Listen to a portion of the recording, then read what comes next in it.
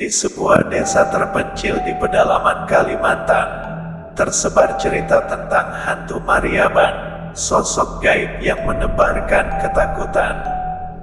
Menurut legenda, Maryaban adalah arwah penasaran seorang pria sakti yang meninggal dengan cara tragis dan tidak wajar. Ketika hidup, ia dikenal sebagai dukun yang memiliki ilmu tinggi dan sering diminta bantuan oleh masyarakat untuk melindungi desa.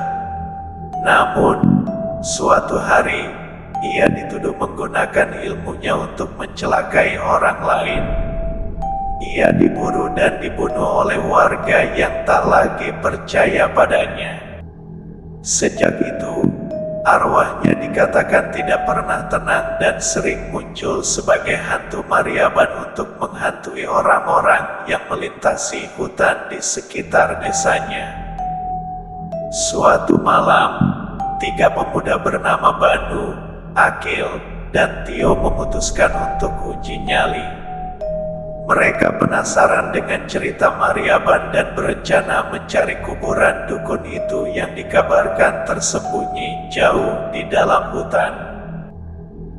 Sebelum berangkat, mereka diperingatkan oleh warga tua desa, jangan main-main dengan arwah Maryaban. Jika ia merasa terganggu, kalian akan menyesal. Namun, ketiganya tidak gentar. Dengan obor dan sedikit bekal, mereka berangkat menuju hutan yang gelap gulita. Setelah berjalan beberapa lama, mereka mulai merasa seperti diawasi. Angin malam yang tadinya tenang mendadak berhembus kencang, membuat suara-suara aneh seolah datang dari pepohonan.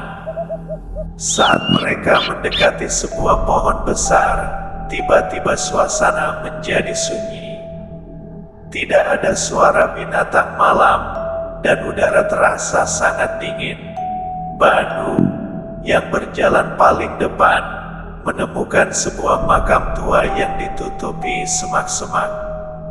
Nisan kayunya sudah lapuk, tetapi samar-samar terlihat ukiran nama Maryaban. "Ini dia," bisik Banu dengan nada senang. Mereka bertiga mendekat, mencoba melihat lebih jelas. Tiba-tiba, Akil merasa pundaknya disentuh. Saat ia menoleh, tidak ada siapa-siapa. Tio yang berada di belakangnya tiba-tiba melihat bayangan hitam berdiri tidak jauh dari mereka, melayang tanpa suara.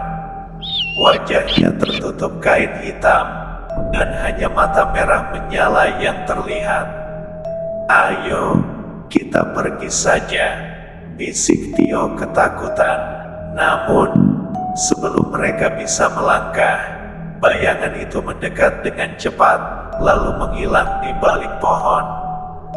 Mereka bertiga semakin panik, tetapi saat mencoba lari, jalan yang mereka tempuh tadi seolah hilang.